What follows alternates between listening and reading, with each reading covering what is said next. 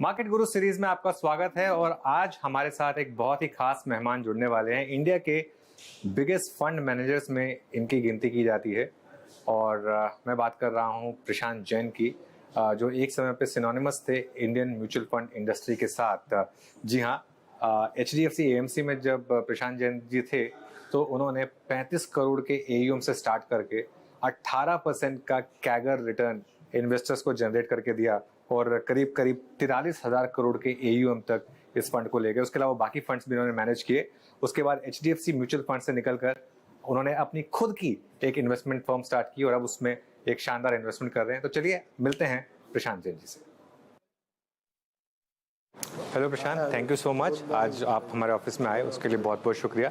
तो चलिए बातचीत की शुरुआत करते हैं। और जैसा मैंने प्रशांत जी के बारे में कहा कि इंडिया के बिगेस्ट फंड मैनेजर्स में इनकी गिनती होती है। एक चीज़ इनके बारे में और बता देता हूँ, एकेडमिकली भी काफ़ी ब्रिलियंट रहे। IIT कानपुर से इन्होंने इंजीनियरिंग की थी और IIM बैंगलोर से उसके बाद इन्होंने पोस्ट ग्रेजुएट डिप्लोमा लिया था। अब प्रशांत जी, पहले तो ये बताइए एंटरप्रेन्योरशिप कैसी लग रही है? आप जब एक इंडिया के बिगेस्ट फंड मैनेजर थे HDFC म्यूचुअल फंड में, उसके बाद आपने वहाँ पर छोड़कर अपना खुद का एक फर्म स्टार्ट किया और अब आपने इन्वेस्टमेंट स्टार्ट कर दिए। कैसी रही है ये जर्नी एंटरप्रेन्योरशिप की? नहीं, ये जर्नी बहुत अच्छी रही और मुझे खुशी इस बात की है कि जब मैंने HDFC छोड़ा तो मेरे एक तो सभी से बहुत अच्छे संबंध हैं और दूसरा मैंने ऐसे टाइम पे छोड़ा जब परफॉर्मेंस काफ़ी हद तक रिकवर कर चुका था और वहाँ की जो टीम है वो एक बहुत ही अच्छी टीम है और आप देखेंगे बाद में जो परफॉर्मेंस फंड्स में है वो भी एक बहुत अच्छा परफॉर्मेंस है। जहाँ तक मेरे इनिशिएटिव का सवाल है, ये भी एक अच्छा हमारा स्केल अप हुआ है और मुझे यहाँ सबसे अच्छी बात ये लगती है कि यहाँ पे कोई शेयर होल्डर के प्रति मेरा कोई रिस्पॉन्सिबिलिटी नहीं है, क्योंकि वो एक लिस्टेड कंपनी है। तो उसमें फंड में रिटर्न्स के साथ साथ आपको बिजनेस को एक ग्रो करने की भी एक रिस्पॉन्सिबिलिटी है जो यहाँ पे की नहीं है। मेरी किसी को जवाबदारी नहीं है। ये बहुत इंटरेस्टिंग पॉइंट बोला आपने। आपको क्या लगता है कि HDFC AMC को या AMC को लिस्ट नहीं होना चाहिए था? ये एक लगता है क्या कि शायद? नहीं, देखिए इसके दोनों फायदे और नुकसान हैं। और फायदा ये है कि जब कोई भी कंपनी लिस्ट होती है तो मार्केट की उससे अपेक्षा है और वो मार्केट उसको मेजर भी करता है और उससे जो मैनेजमेंट टीम है उसको मालूम है कि बहुत सारी निगाहें आपके ऊपर है, तो उससे लोग अपना बेस्ट एफर्ट भी देते हैं। और उसका नेगेटिव ये है कि उसका एक दबाव मैनेजर्स के ऊपर बना रहता है, बट वो मेरे ख्याल से एक फेज़ ऑफ लाइफ है और मैंने बहुत समय वो कर लिया था। तो मुझे लगा कि अब इस स्टेज ऑफ लाइफ में बिजनेस को ग्रो करने के लिए मुझे उतना दबाव मेरे लिए ठीक नहीं है। तो अब आपकी जो इन्वेस्टमेंट जर्नी है, जरा यहाँ पर जो 3P में उसके बारे में बताइए। परसिस्टेंस, पेशेंस एंड परफॉर्मेंस, या कुछ और तीन इसमें नाम आपके साथ? Prudence, patience and performance. जी हाँ। देखिए, मैंने हमेशा से मेरी इन्वेस्टमेंट अप्रोच बहुत ही सिंपल रही है। तो मैंने हमेशा से सोचा और किया कि हमको एक अच्छे बिजनेस में इन्वेस्ट करना है। अच्छे बिजनेस की डेफिनेशन है कि जो बिजनेस एक सस्टेनेबल हो, जो मार्केट प्लेस में compete करके ग्रो कर पाए और एक reasonable return for share holders earn कर पाए। और प्रूडेंस का दूसरा, तो हम प्रूडेंस का मतलब है कि हम ऐसे ही सस्टेनेबल बिजनेसेस में इन्वेस्ट करेंगे। और दूसरा प्रूडेंस का भाग है कि हम अच्छे बिजनेस को भी गलत दाम पे खरीदेंगे तो उसमें लॉन्ग टर्म में भी रिटर्न नहीं आता है। अगर आपने जैसे कुछ IT कंपनीज को 2000 में खरीदा, आज 20 साल बाद भी कई कंपनीज में अच्छा रिटर्न नहीं है। कंपनीज ग्रो करी लेकिन शेयर प्राइस नहीं, क्योंकि वो बहुत ही महंगा था।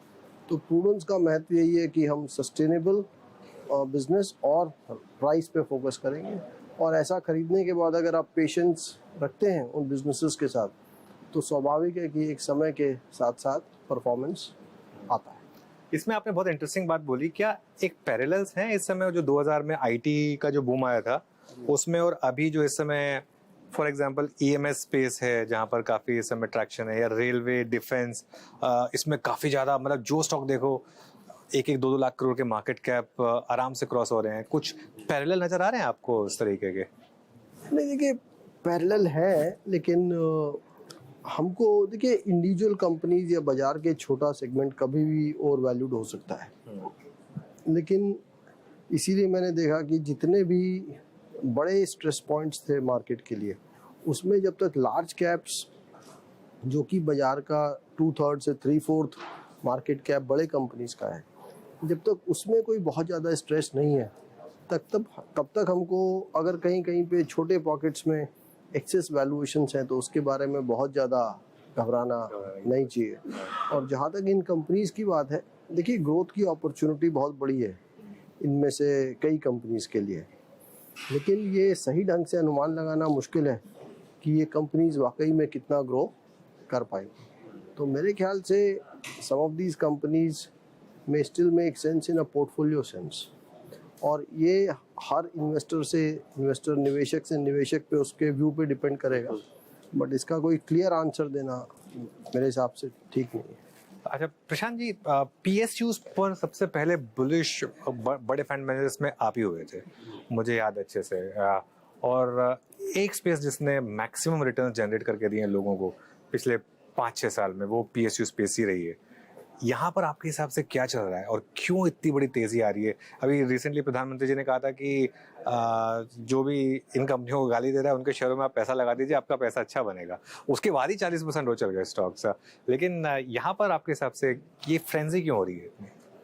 नहीं, देखिए जो पहले हुआ वो गलत था, जो पहले ये डीपली अंडर वैल्यूड था। और उसका कारण मेरे ख्याल से ये था कि आप देखिए पीएसयूज में कोई भी कंपनी आईटी, फार्मा या कंज्यूमर के क्षेत्र में नहीं, जहाँ अधिकांश पीएसयूज वो इकोनॉमी वाले एरियाज में है, चाहे वो बैंक्स हों, चाहे कैपिटल गुड्स हों, चाहे पावर सेक्टर हो।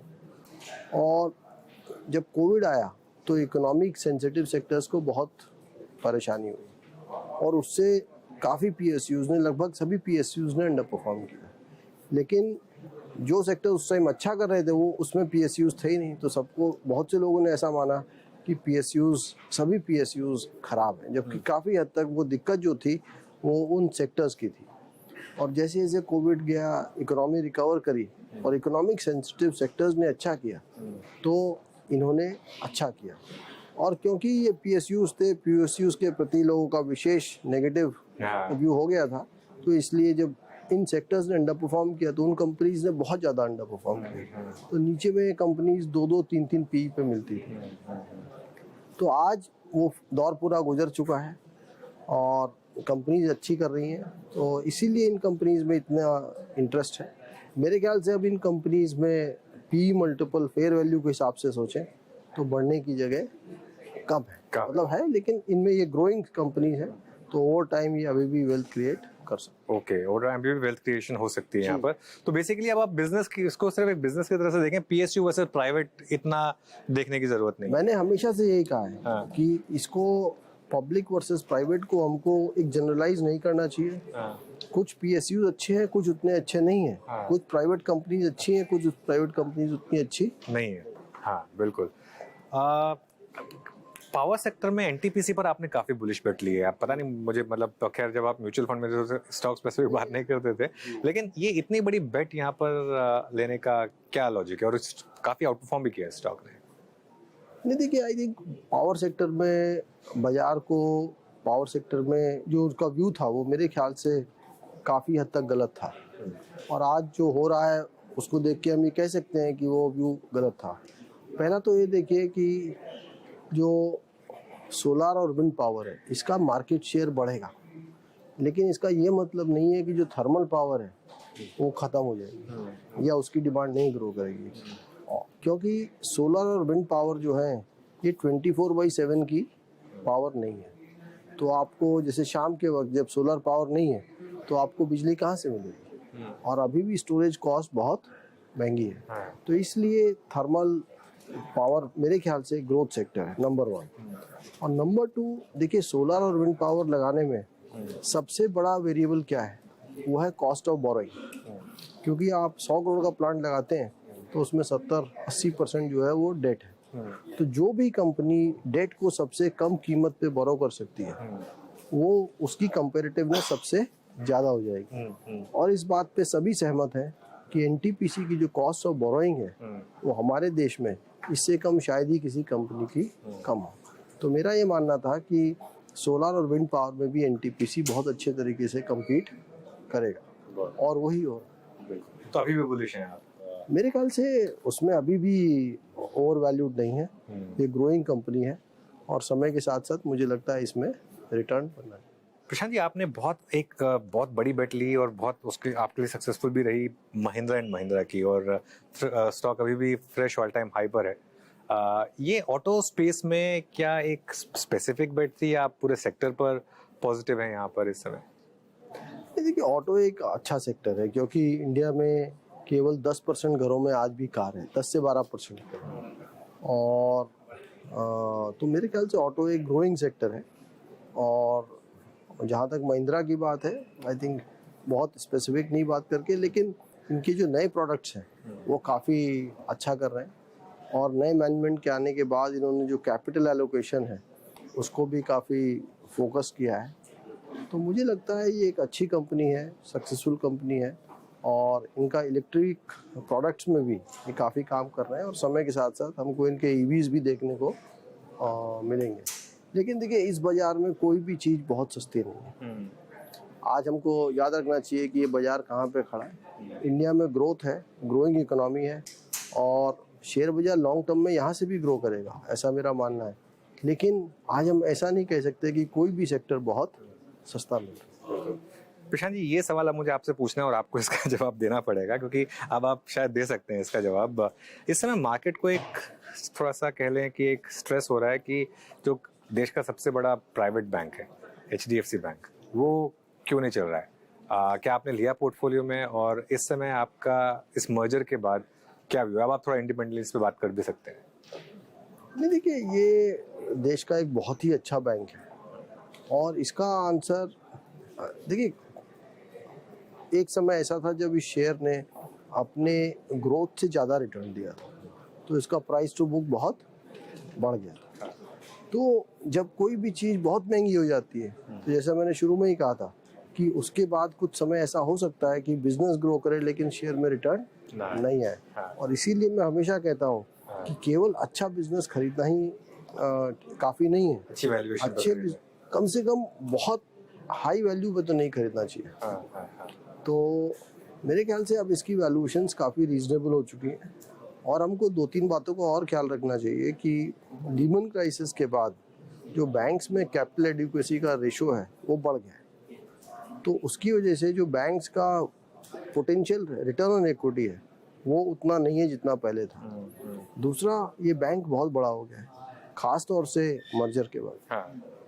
तो जब कोई चीज़ बहुत बड़ी हो जाती है तो वो मार्केट सिस्टम से फिर भी फास्ट ग्रो कर सकती है, लेकिन कहीं ना कहीं एक एब्सोल्यूट ग्रोथ में स्लोनेस आती है। तो मुझे लगता है बहुत अच्छा बैंक है ये, इन्वेस्टर्स को इसमें पेशेंस रखनी चाहिए, मेरा ऐसा मानना है, और समय के साथ ये अच्छा करेगा। बिल्कुल।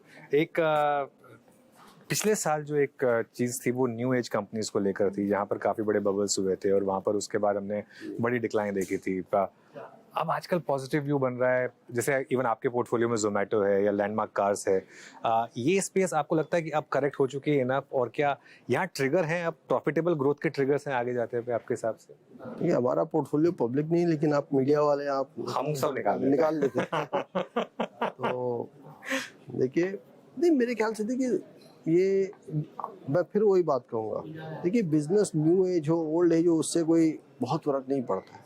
हमको समझना है कि उस बिजनेस के राइट टू विन बाजार में ROE कमाने के लिए उसमें कितनी सस्टेनेबिलिटी है, कितनी क्वालिटी है, और उसका ही हम क्या प्राइस पे कर रहे हैं। तो मुझे लगता है जो बिजनेसेस हमने लिए हैं, ये बिजनेसेस अच्छे हैं और अच्छे थे भी पहले इनका प्राइस मेरे ख्याल से ठीक नहीं था, अब इनका प्राइस ठीक है, तो इसीलिए हमने इसमें इन्वेस्ट किया। बट ये प्रॉफिटेबल ग्रोथ आपको दिखती है यहाँ पे? मेरे अनुमान में प्रॉफिटेबल ग्रोथ दिखती है।